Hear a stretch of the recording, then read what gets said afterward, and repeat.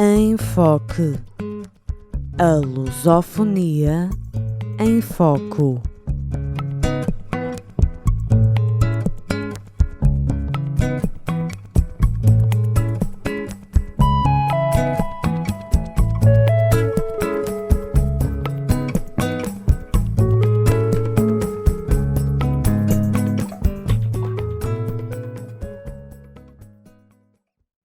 Bem-vindos a mais um programa em Foque pela rádio Transforma.net. Mais uma vez, pedimos a vocês que se inscrevam no nosso canal, ativem o sininho para serem avisados de todos os programas e fiquem atentos, sempre temos novidades e assuntos do momento.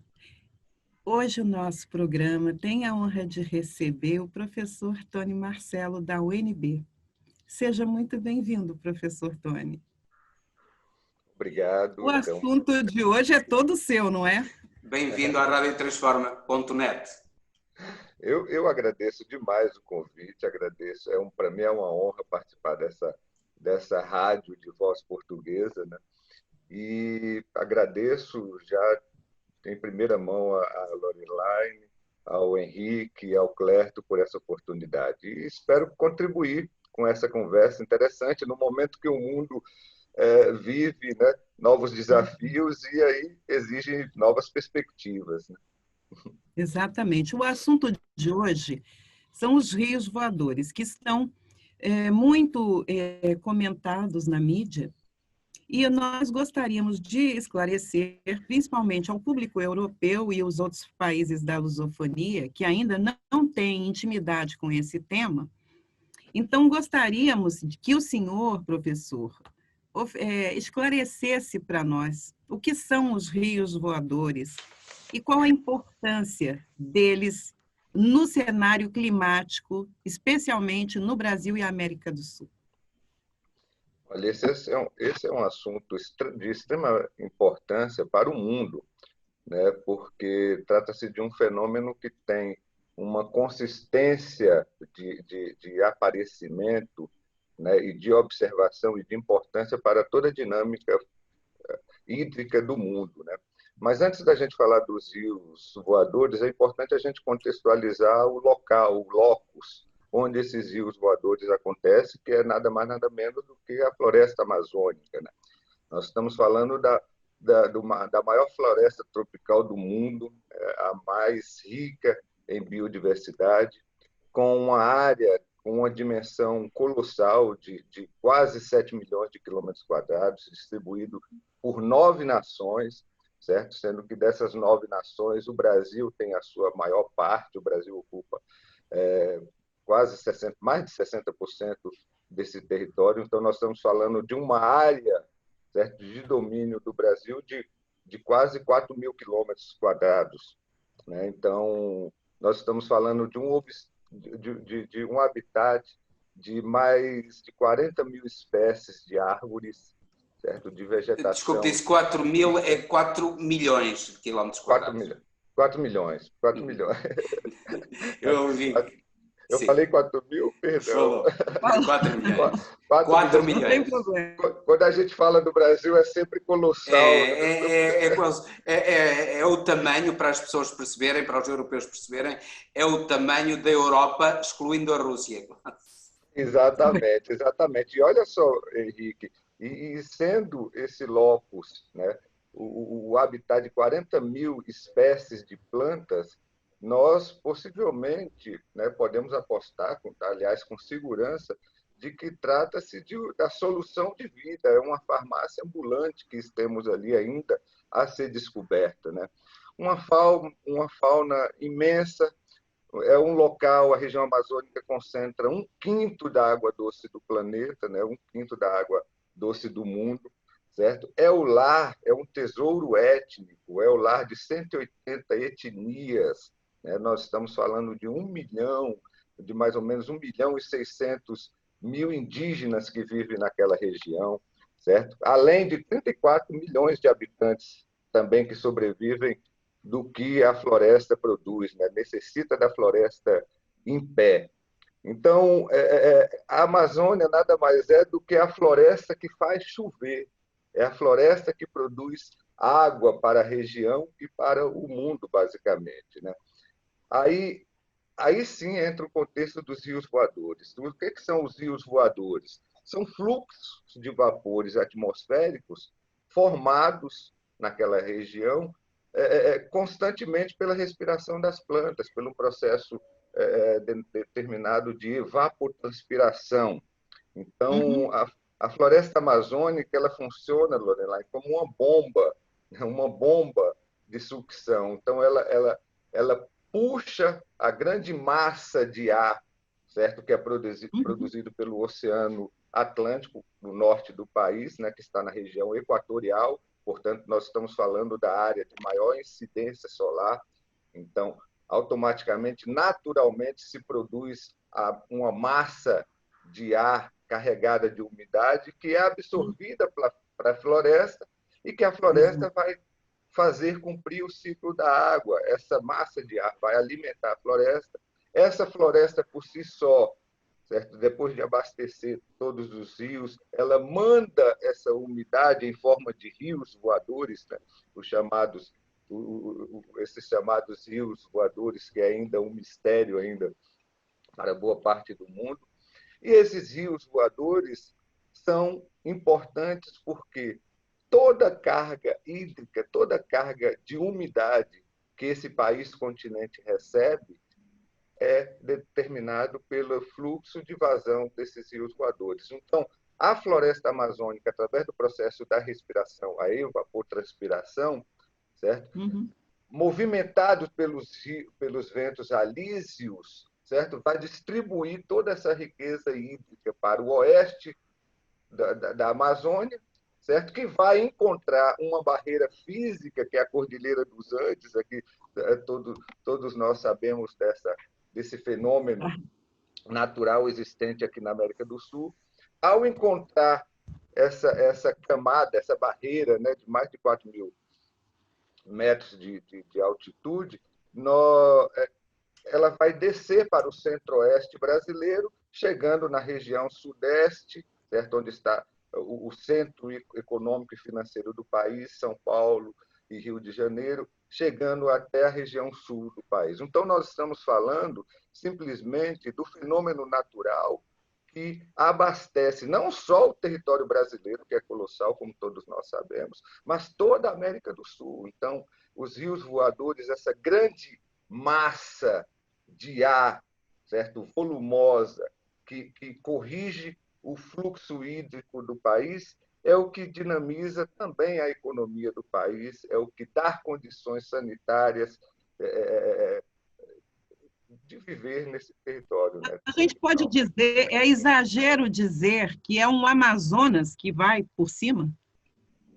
Não, não é exagero, não é exagero, é fato, é fato. Alguns cientistas dizem até que a vazão hídrica, né, desse rio voador é bem maior do que o rio Amazonas. E nós estamos falando do maior, né, dito por alguns, né, ou o segundo maior caudal do mundo. O maior caudal, pelo menos o de maior caudal. Exatamente. Então não é exagero, não, Lorena. A vazão Isso do rio está a 3 quilômetros de altura? Perdão, Antônio, te cortei. Não, está tudo certo. Olha, isso já foi, isso é muito discutido, certo? A gente fala já de uma dimensão, de uma altitude de 3 quilômetros, certo? Acima, tem gente que fala em 15, toda essa manifestação, de 3 a 15. Exatamente. Mas pode chegar a 12 quilômetros aí tranquilamente. Então, nós estamos falando de um colosso natural responsável simplesmente pela vida e pela economia do país. Todos nós sabemos que o Brasil, a matriz energética do país é a hídrica. Então, sem o volume da chuva amazônica, automaticamente nós estamos dando um tiro no pé na economia, na produção energética do Brasil e assim do continente sul-americano. Né? Isso que você está falando é grave, porque as pessoas não estão se dando conta que o impacto disso também é na produção de energia, que é a hidrelétrica, não é? Está no fornecimento de água, está no fornecimento até para o agronegócio, que eventualmente também está promovendo uma queimada colossal na Amazônia e no Pantanal, não é? E isso, as pessoas não estão se dando conta? Existe alguma discussão a respeito? Olha só, existe uma discussão e uma discussão interna, embora o momento não seja boa para o Brasil está se evitando discutir, aqui no Brasil está se tirando a possibilidade do debate. Olha que Coisa perigo louca. nós estamos vivenciando. Mas só para vocês terem ideia do que estamos, né, com a problemática da queimada, nessa primeira quinzena do mês de setembro, apenas nas 2 primeiras semanas, foram contabilizados mais de 20 mil queimadas, 20 mil focos de queimadas na Amazônia. Isso significa, relacionado ao ano passado, um aumento de 86%, quase 90%. Certo? Isso depois do Dia do Fogo. Isso, nós estamos falando de 15 dias, né? Nós viramos agora, nós estamos dia 20, né? Nós viramos agora, então em 15 dias teve um aumento considerável relacionado ao ano passado, de 90% quase. Isso é um indicador muito grave, isso é um indicador de desgaste hídrico, não só para o país, mas, como você falou, vamos pegar um locus também importante aí para ser analisado, mas para o ritmo de vida do Pantanal. O Pantanal está na região centro-oeste do país, certo? Onde ele é atingido diretamente por esse fluxo dos rios voadores. Certo? Então, o Pantanal, que é a maior bacia, né, a maior planície inundada do mundo, é um berçário natural. O Pantanal trata-se de...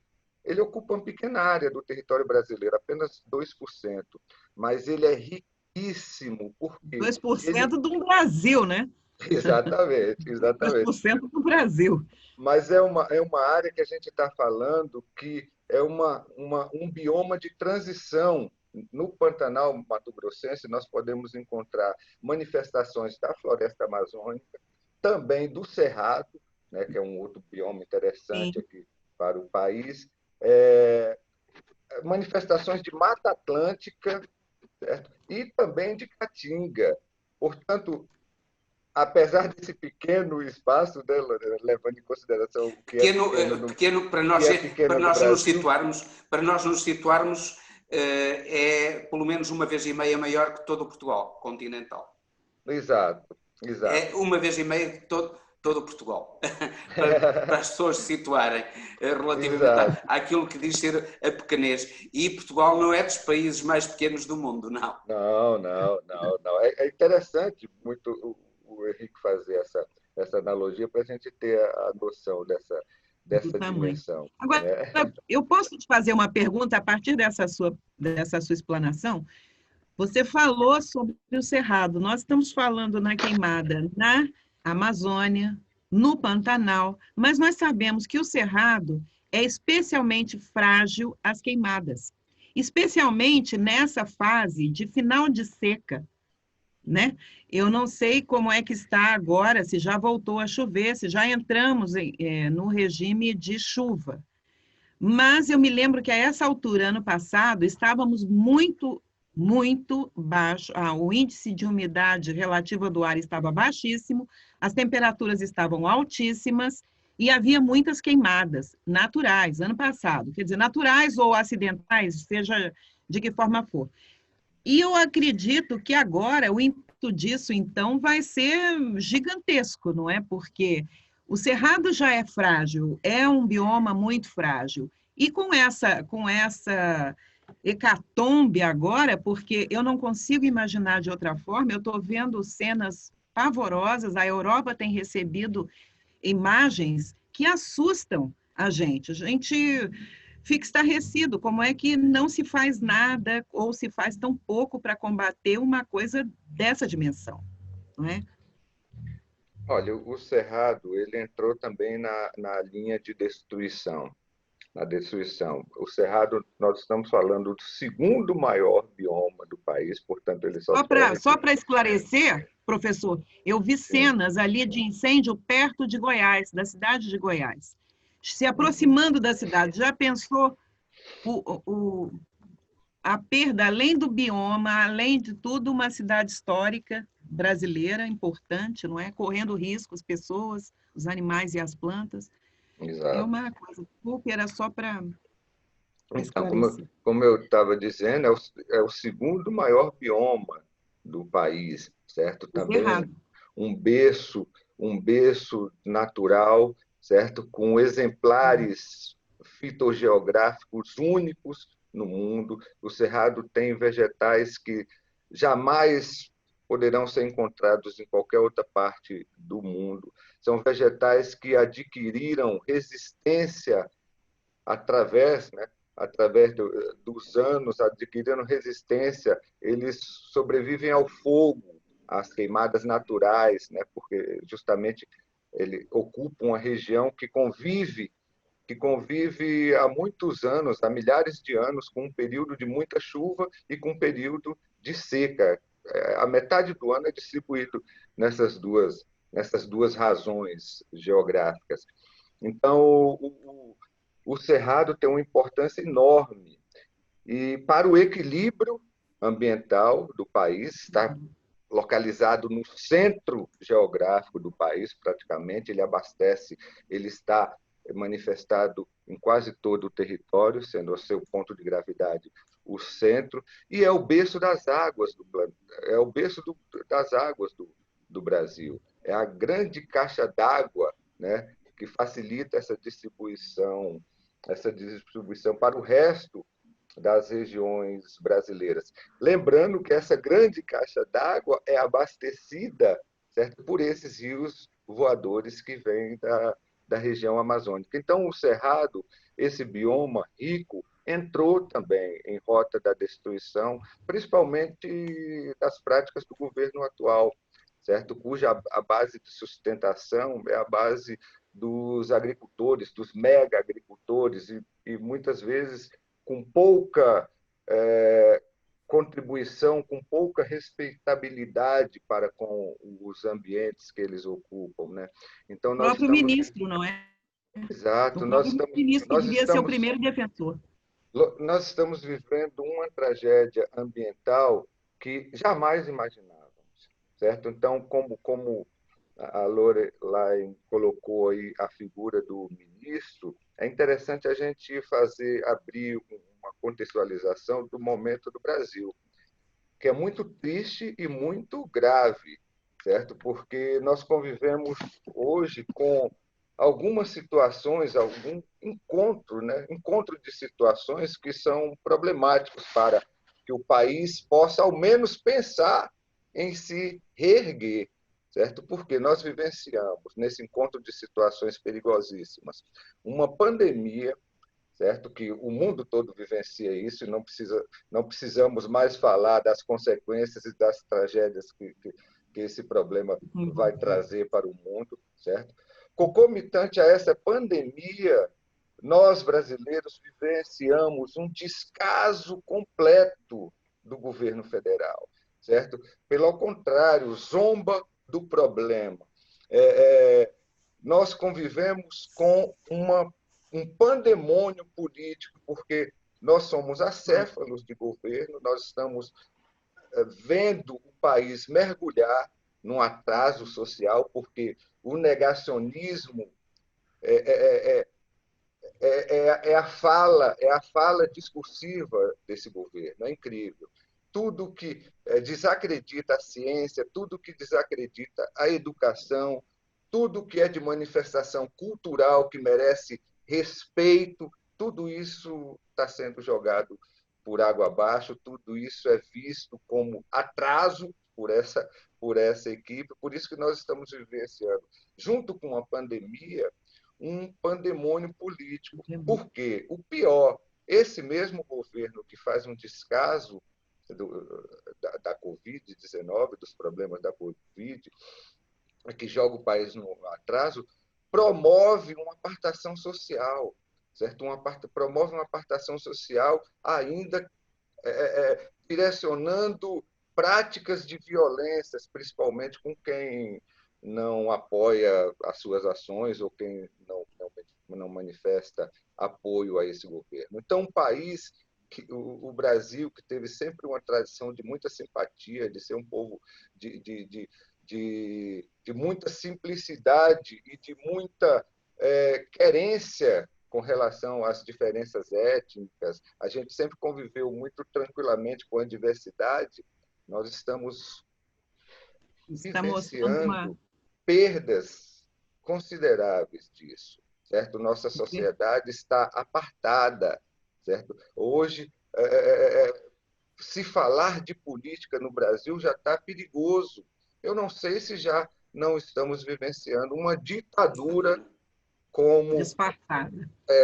Como já deveríamos estar falando disso. E só para complementar esse encontro de situações perigosas, certo? Da pandemia, um pandemônio político, esse mesmo governo promove a mentira através de uma infodemia, certo? Esse governo é uma fábrica de mentiras. Então, automaticamente, o governo que tem a mentira, que tem a prática de produzir fake news como ação de governo,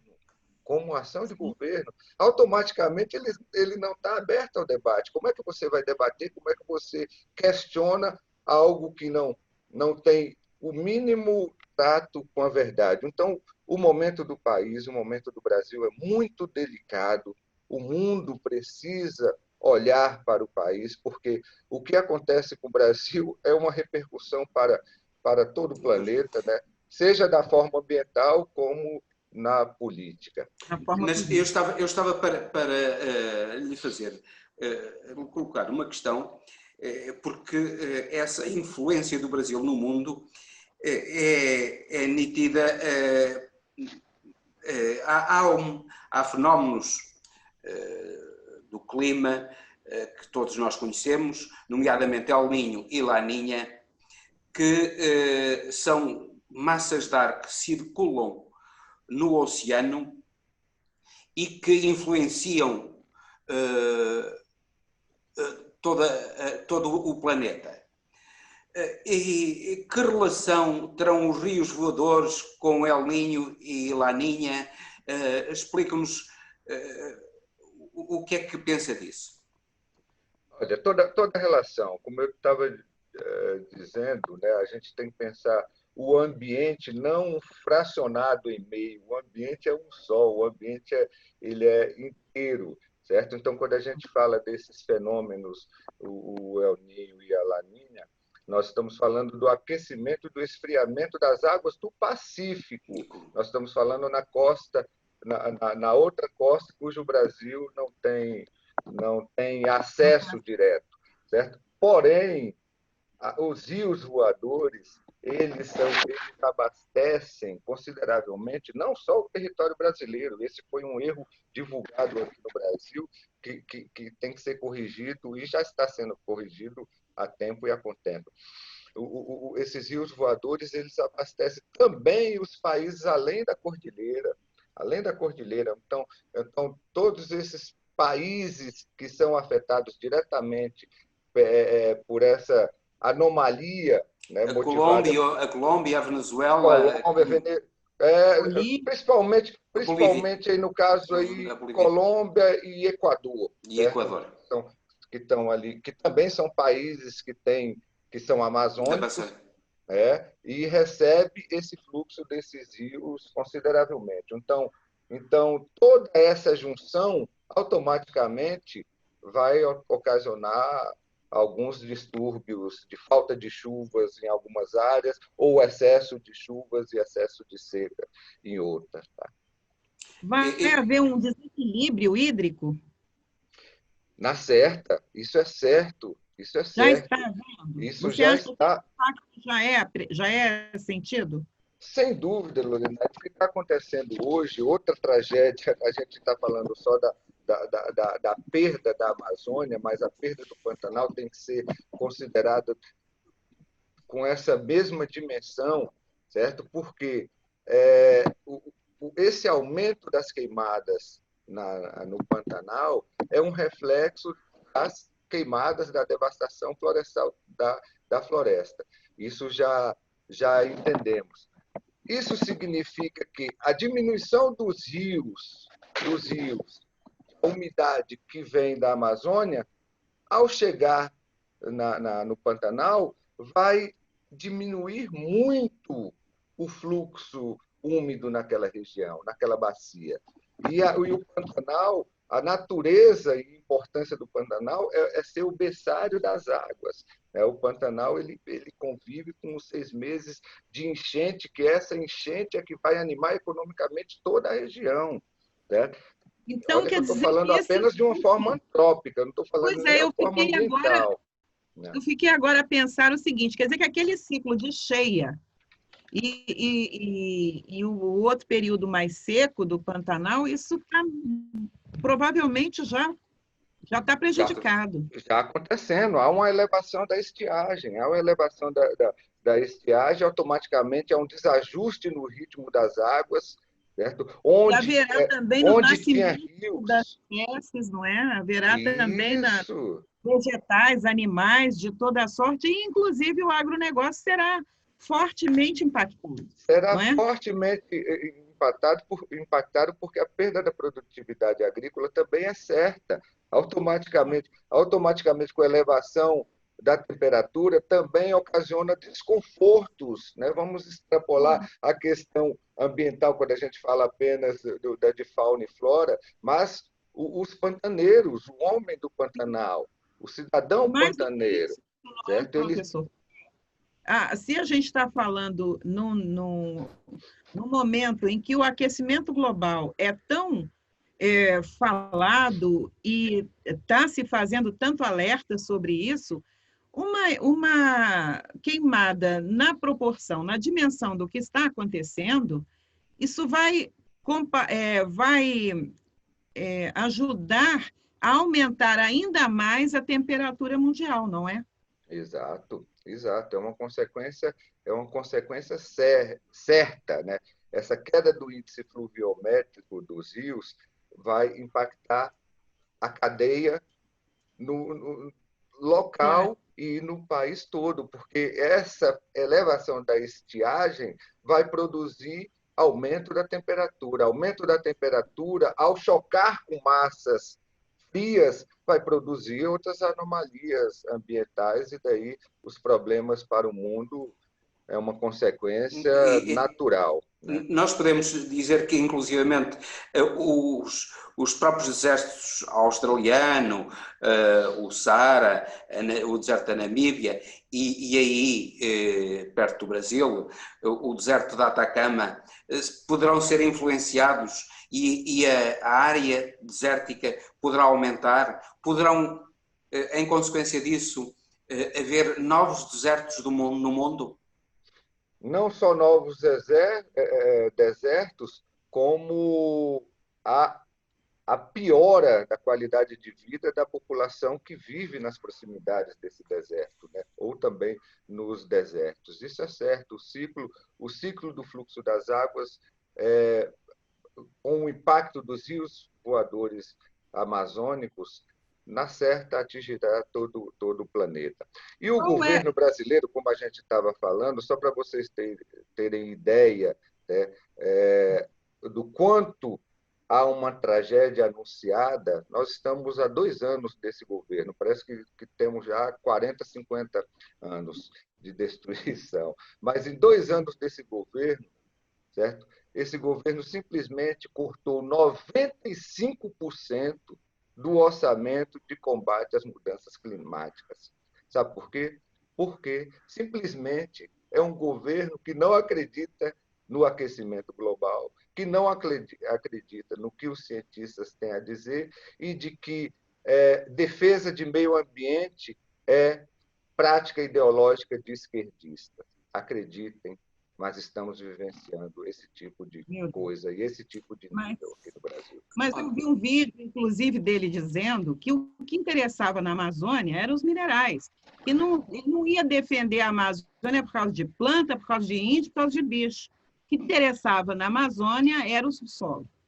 Então, nós não estávamos, as pessoas que votaram nele não votaram enganadas. Vamos combinar que isso já foi dito antes.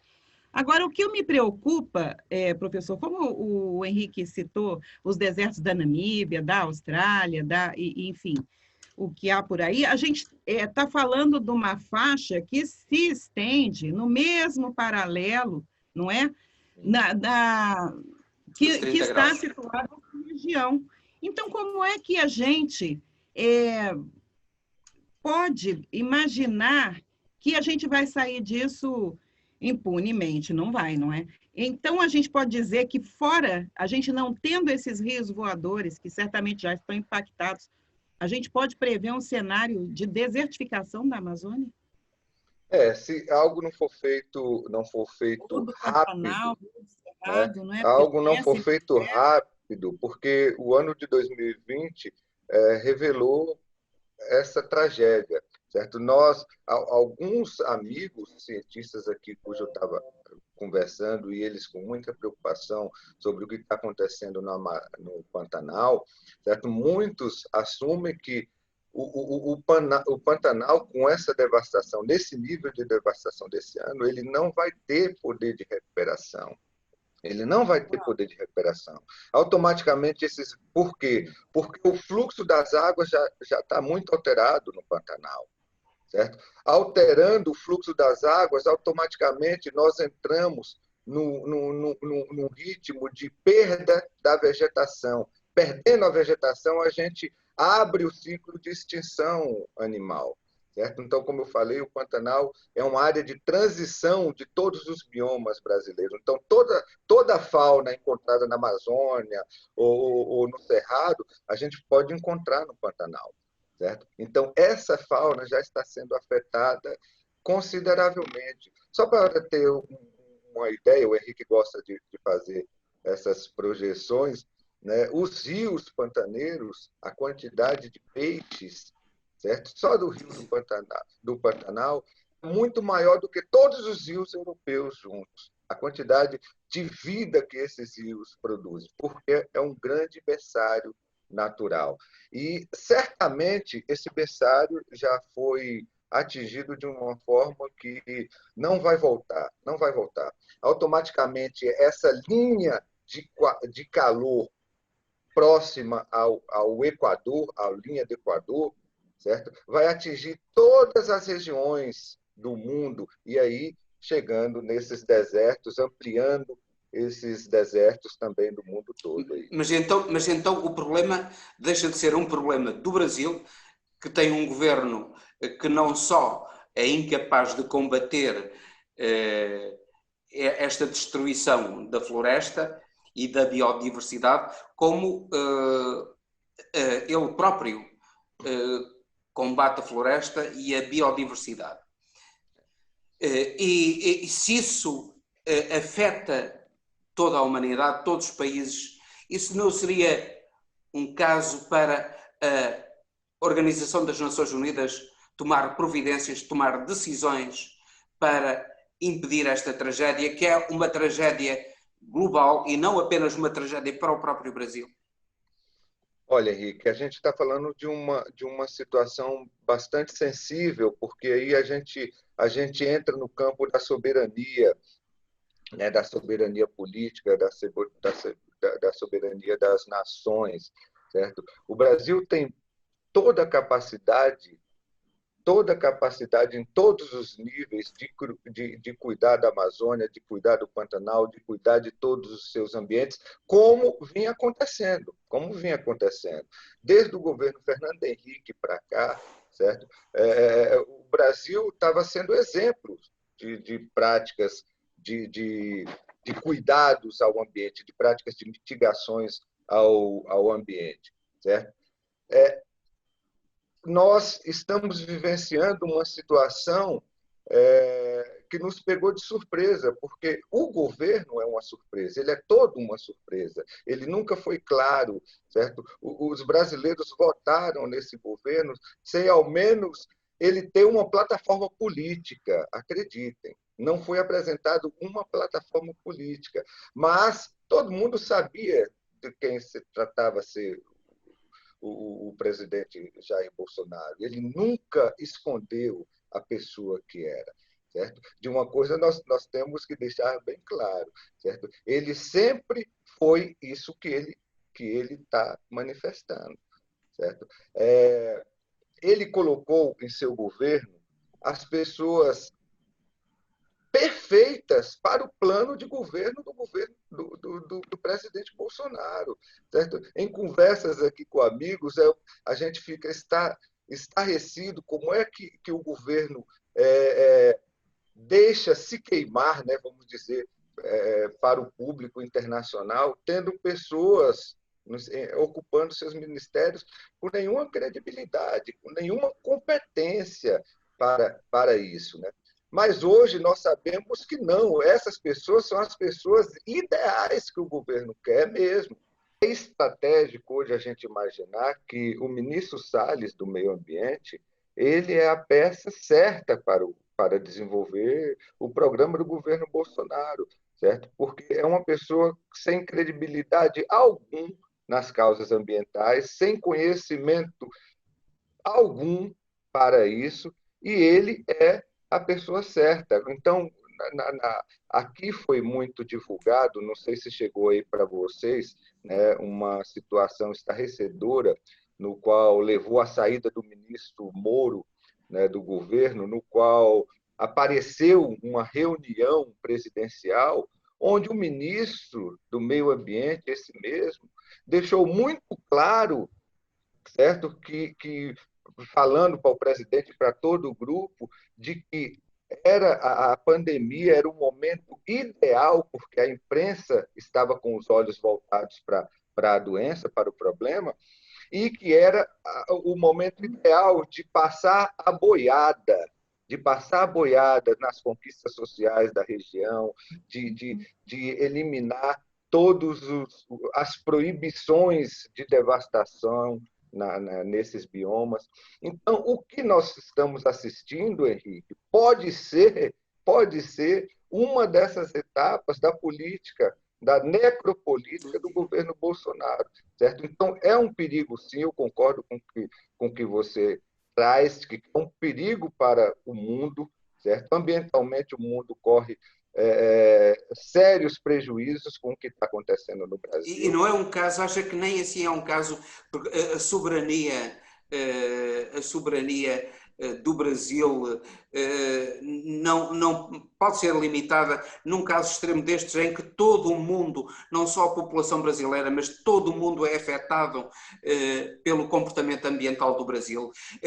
Porque é que os brasileiros não levam para a Organização das Nações Unidas o problema e não colocam à consideração da Assembleia Geral das Nações Unidas esse problema para que a Assembleia tome decisões relativas ao Brasil, já que o governo brasileiro é um governo de destruição?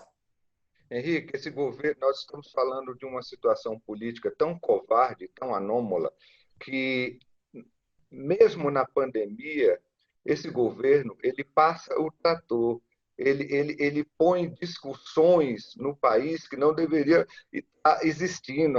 Hoje o país é a grande tragédia, certo, com o vírus da Covid, certo? Em proporção, hoje a gente só perde para a Índia e Estados Unidos, eu acho. Então, a imortalidade só perde para os Estados Unidos. 136 mil, a passar de 136 mil, e os Estados Unidos cerca de 190 mil, mais de 190 mil. Só perde para os Estados Unidos, ainda está abaixo. Então, olha só, é um momento onde não era para estar se discutindo outras coisas, era para a gente estar sofrendo as mortes que o mundo está produzindo, sofrendo as mortes e abraçando as dores dessas pessoas do mundo, principalmente a do Brasil, que não está tendo acolhimento algum. Então, não é o momento, o Brasil não tem como se organizar para fazer alguma coisa, a gente não pode ir à rua, certo? Só para você ver o grau de irresponsabilidade desse governo, ele mandou para o Congresso uma reforma administrativa do funcionalismo público que não atinge quem realmente é o problema do funcionalismo público brasileiro, que é justamente o judiciário, onde tem as maiores mamatas, a maior bacia de corrupção no Brasil está no judiciário, certo? E no Congresso, legislativo, e no Congresso, e nos Nem nas políticos. Forças Armadas, porque E nas Forças maravilha. Armadas frequentemente são apontadas como impolutas, mas é que são uma fonte de corrupção, negócios com aviões, com tanques, com tudo isso são fontes de corrupção nas Forças Armadas brasileiras. E as camadas mais altas das Forças Armadas, tudo isso, aquelas que mais ganham, não são afetadas. Quem é afetado é quem ganha menos, não é? Exatamente.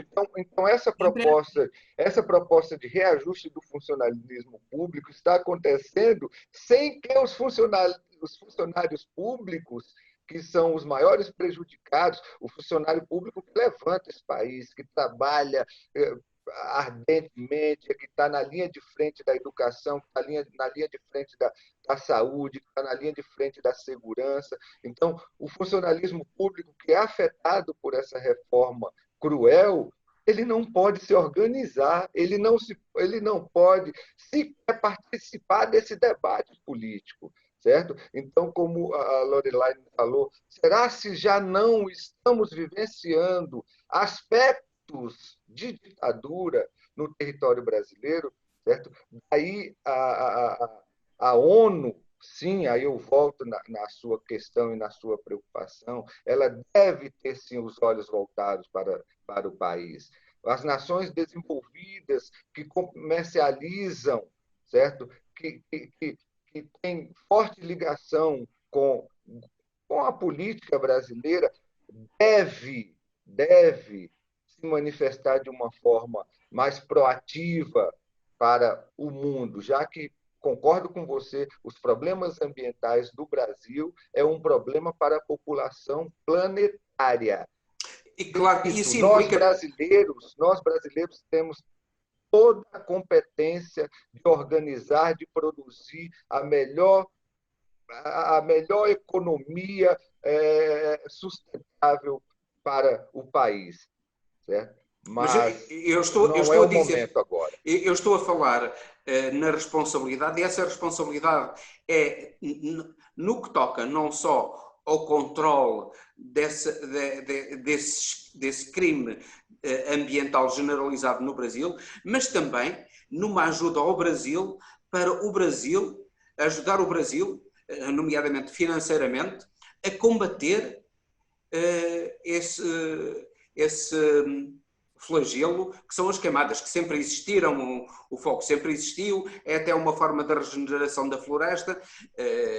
Em si pode não ser um mau o facto de existir uma queimada, mas as queimadas generalizadas, sim, isso, com a dimensão que têm, claro que são uma tragédia, não só para o Brasil, mas para a humanidade. E, portanto, a humanidade devia ser chamada não só a responsabilizar o governo brasileiro, mas, inclusivamente, a colaborar com o Brasil financeiramente para preservar a biodiversidade do Brasil e, portanto, a biodiversidade e o próprio clima e o equilíbrio climático no planeta, não é? Todos os órgãos ambientais, como eu disse, que combate, né, o aquecimento global e a devastação interna brasileira, eles estão sendo fragilizados, certo? Perderam funcionário, perderam maquinário, perderam tecnologia, né? O Instituto Nacional de Pesquisas da Amazônia, que é considerado no mundo todo, pelos maiores especialistas do mundo todo, sabe, da qualidade do INPE, ele foi descartado como ferramenta de contribuição ambiental. Por quê? Justamente porque revela o que o governo não quer ver. Não certo? quer. revela o que o governo não quer ver. Então, nós estamos convivendo com um governo que a base de sustentação política dele, certo, exige que essas práticas de devastação aconteçam. Certo? Por isso, o mundo tem que, sim, olhar com maior criticidade para o Brasil. Porque a base de sustentação do governo Bolsonaro hoje é o chamado BBB aqui, né? É a bancada da bala, né? Que é sustentada pela violência. Quanto maior a violência no país, o maior a venda de armas e de balas e coisas afins. Então, é a bancada da bala, é a bancada da Bíblia, certo? Formada por evangélicos os que políticos essa pertence à religião que nega a ciência, não é? Exatamente. E a bancada do boi, que é justamente feita e direcionada pelo agronegócio exportador, certo? Que traz mais nocividades para o povo brasileiro do que de qualidade. Mas o Brasil precisa demais, certo, do cinismo econômico que o agronegócio traz, porque regula a nossa balança comercial favorável, que fica sempre positiva, mas que não traz benefícios internamente nenhum para a população. Pelo contrário, as perdas ambientais estão aí para o mundo todo ver. E o pior, Henrique, e o pior de tudo no governo, ontem mesmo aqui, o presidente deu uma entrevista de que falou que o Brasil é exemplo de meio ambiente, de conservação do meio ambiente. Certo? Então, ele nega tudo isso que acontece. Ele acha exagero tudo isso que acontece. Mas, na realidade, repito, se trata de uma estratégia política de devastação para o política da avanço terra arrasada. Agropecuário, terra a queimada. Política da terra arrasada. Por isso que nós falamos... A terra arrasada mesmo, com fogo, com tudo. Terra queimada, era a política da terra queimada que os exércitos russos, nas invasões napoleónicas, seguiram, queimaram toda a terra para os exércitos napoleónicos não terem o abastecimento. Isso, neste momento, o agronegócio está a queimar a terra brasileira para depois beneficiar com os resultados dos incêndios. Exato. E tudo isso perigoso porque é um discurso desenvolvimentista. O discurso por trás do agronegócio é muito desenvolvimentista. Então, abrir esse debate no país é difícil, porque aparentemente o agronegócio é desenvolvimentista, certo? Mas quando a gente trata de uma forma crítica, pequena que seja, a gente vê o rastro de morte, o rastro de destruição que esse agronegócio motivado principalmente e que dá sustentação a esse governo tem a trazer para o país. Tá? Tony e Henrique, o interessante é que a política dos russos era contra os seus inimigos. Exato. No Brasil, é a política de governo. Isso é muito cruel, porque é contra o próprio... A política de terra queimada contra o próprio povo brasileiro. Contra o próprio povo. Não é um invasor, não é um inimigo político, alguém que entrou para destruir. Não, alguém que era dali mesmo, é autóctone. Então, é uma política autóctone genocida. É contra o próprio povo, é contra o próprio país, é contra a própria riqueza natural, não é? Isso aqui é o mais cruel. E o que me estarrece é o seguinte, ainda há quem o apoie, ainda há isso. E também me preocupa se haverá chance, se há o que fazer para recuperar isso. Por exemplo, na hora da evaporação, essa evapotranspiração que é promovida pelos vegetais, nas árvores, que vão fazer efetivamente os rios, vão abastecer os rios voadores. Como é que isso vai acontecer na queimada? Não tem como, não é? Não tem como. Então, os cenários não são muito favoráveis. O que é que você prevê, o que é que você projeta para os momentos posteriores a isso? Digamos que a gente consiga parar isso agora. Quais são os cenários? Olha, no campo político no Brasil, ele está complicado, porque nós temos também uma desorganização tremenda da esquerda, né? Depois do momento de Luiz Inácio, né, na presidência, que foi um momento considerável, né, de repercussão internacional, de valorização nacional, né? Uhum. Depois veio o governo Dilma, com muitos problemas, e toda a questão que tirou ela do governo, né? Que se trata de um golpe, gostando ou não dela, essa é uma outra questão, mas se trata de um golpe. Não. E a prova disso é o que nós estamos vivenciando, né? A prova disso foi, a gente teve uma prova lá atrás, que foi quando o ministro Moro foi convidado para ser o ministro da Justiça no país, né? Aí a gente entendeu por que tanto empenho, né? Empreender o adversário político, não é? Exatamente, tanto Sem empenho prova de uma forma covarde, de uma forma não republicana para tirar Lula do da cenário, eleição. certo? É. Então nós estamos vivenciando, Lorelaine, um momento de desorganização política no país, certo? O PT ainda, o Partido dos Trabalhadores, ainda se apresenta como a principal insígnia da esquerda, mas com pouca credibilidade, já perdeu muito da credibilidade, certo? Porque o PT tinha que dar muitas satisfações também para o Brasil e ele se furtou de fazer isso. Sim, e estamos, desculpa interromper, Bem, e a verdade é que durante os governos do PT também os incêndios ocorreram e o PT nunca tomou uma medida que me parece elementar para combater essa estratégia do agronegócio de destruição, que é o seguinte, é proibir que nos locais onde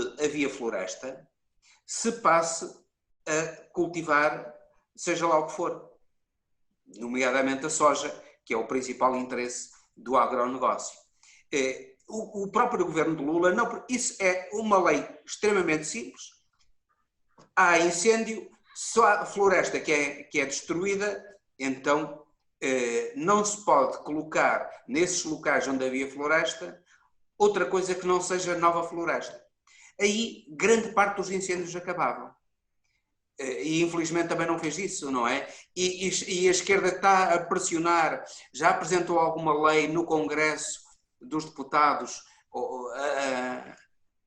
a propor isso? não. A esquerda, como eu estava dizendo, está fragilizada e nós não vemos nenhuma movimentação aqui no país, certo? Há uma briga de quem pode liderar essa situação, já que Lula é a principal liderança do Brasil, até a principal liderança da América Latina, certo? Ele já não representa um consenso de organizações de partidos de esquerda. Então, a esquerda brasileira, que poderia propor uma nova dinâmica, também está numa crise de identidade tremenda. Então, o momento político do Brasil é muito frágil. O momento político do Brasil é de necessitar ajuda internacional, é de necessitar as exigências internacionais, porque até então as possibilidades de ação da Organização Popular Brasileira não está fácil nesse momento, até mesmo porque o governo atual, o governo de Jair Bolsonaro, não facilita ao debate, à discussão, certo? Ao Então, contrário, né? A prática é ao fugir do debate. contrário, a prática é tratar como inimigos mesmo, publicamente, né? E aí produziu uma horda de brasileiros que a gente não conhecia, um brasileiro de uma violência com uma carga de preconceitos que a gente não conhecia, certo? A gente não conhecia uma extrema-direita no Brasil, que agora tem uma liderança que essa parte da população se vê representada. E tem uma mentalidade que é formada pelo preconceito, isto é, no fundo, há aí uma crença religiosa por detrás dessa mentalidade. Essa crença religiosa é uma crença que não leva a questionar, ou leva a não questionar a autoridade religiosa e a autoridade política, mas, curiosamente, questiona e não acredita na ciência e na autoridade da ciência.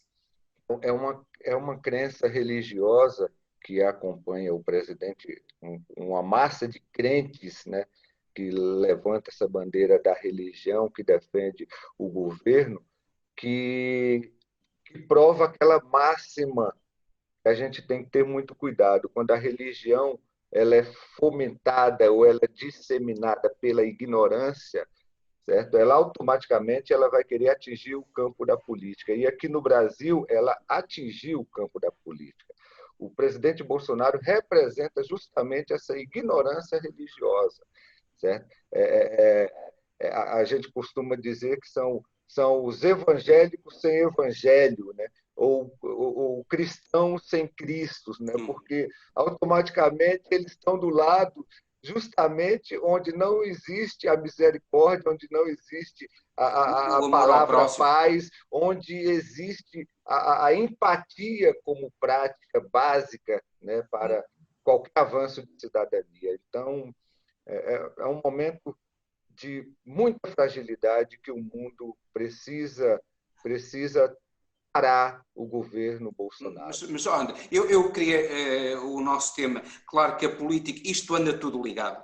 No fundo, estas coisas andam todas ligadas e é óbvio que não se pode falar de rios voadores sem falar de política.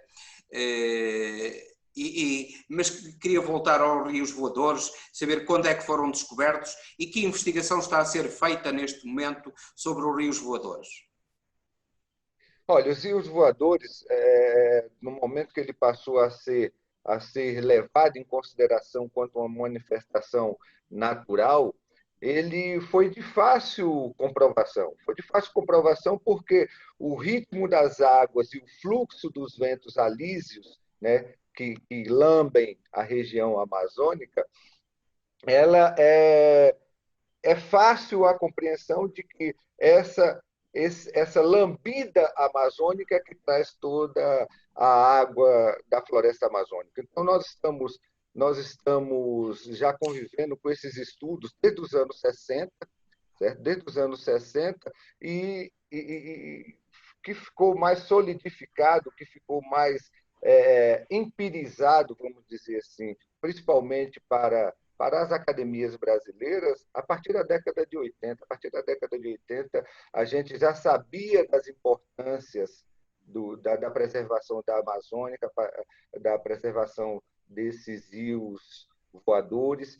Então, o Brasil, a política brasileira, já teve tempo suficiente de entender esse fenômeno, de respeitar esse fenômeno e de lutar por ele com todas as garras, porque ele significa a vida econômica do país. Os rios voadores, repito, a floresta amazônica é a floresta que faz chover, ela tem a capacidade de fazer chover, certo?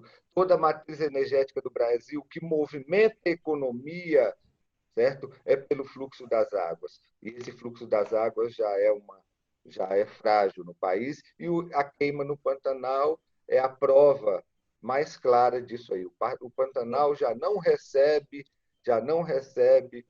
essa massa úmida que vem dos rios voadores. Por isso, essa tragédia anunciada. Tá? Então, nós já temos, Henrique, tempo suficiente de conhecimento dos rios. Sim, desde os anos 60 que já se começam a conhecer.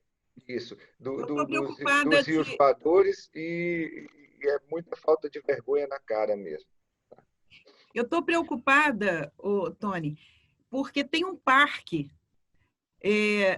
nos arredores de Brasília, que é o do Encontro das Águas. Aquela área é uma área que até nem pode ser tão visitada, porque é uma área muito delicada, muito sensível, não é? E aquilo está exposto a alguma queimada?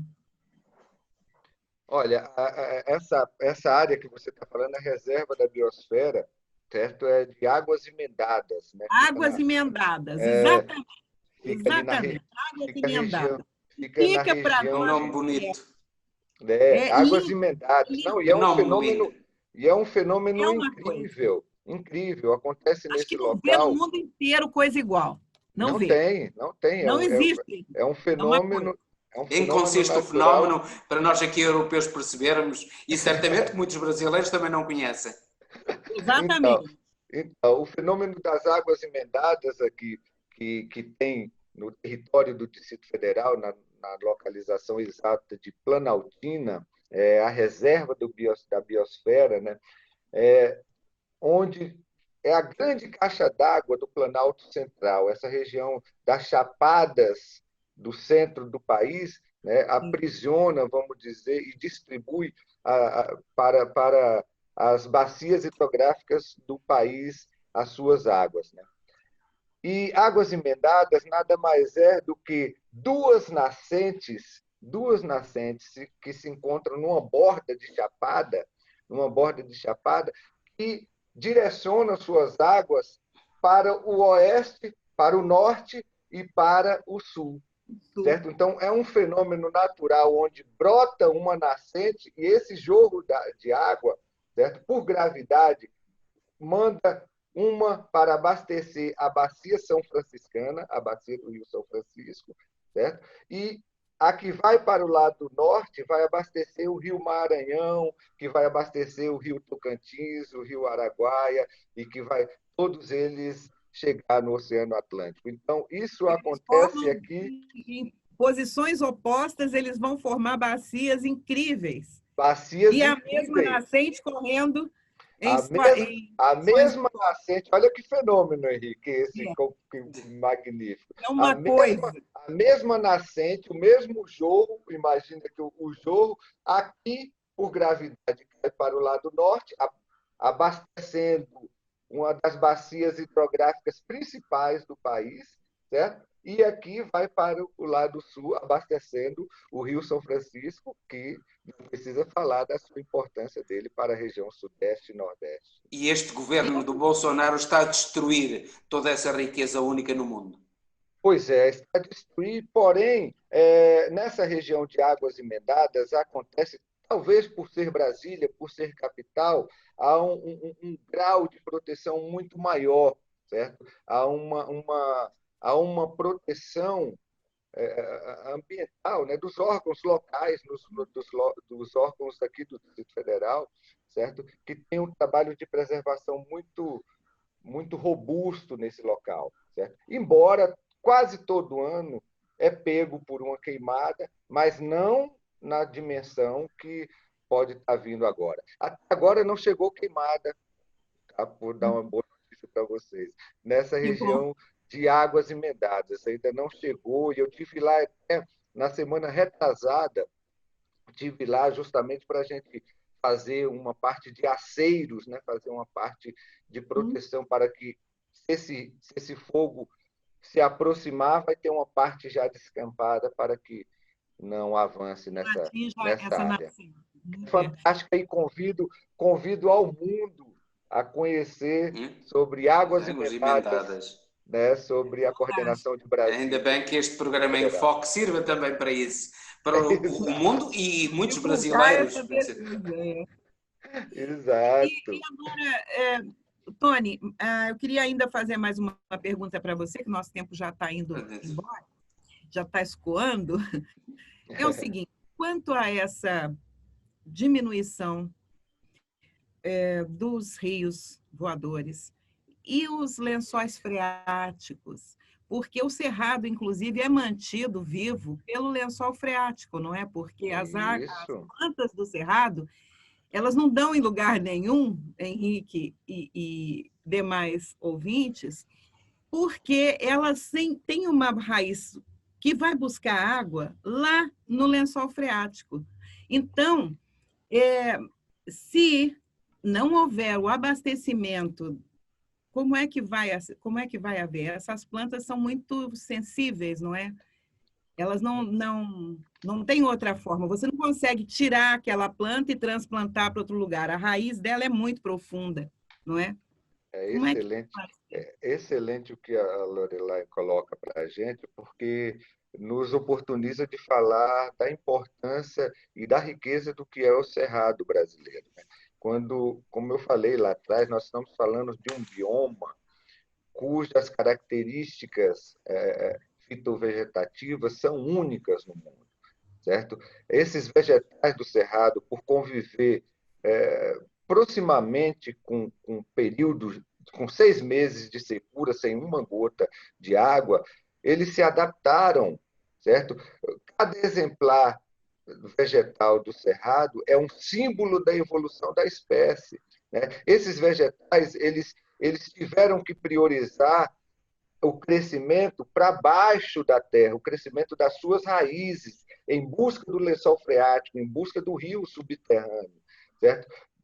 Do que crescer externamente, porque crescer externamente era um perigo, porque vinha o fluxo do fogo e poderia trazer problemas, poderia eliminar até ali o metro dessa vegetação. Por isso também, é por conta do fogo, que uma das características das árvores do cerrado é justamente de terem os galhos tortos, né?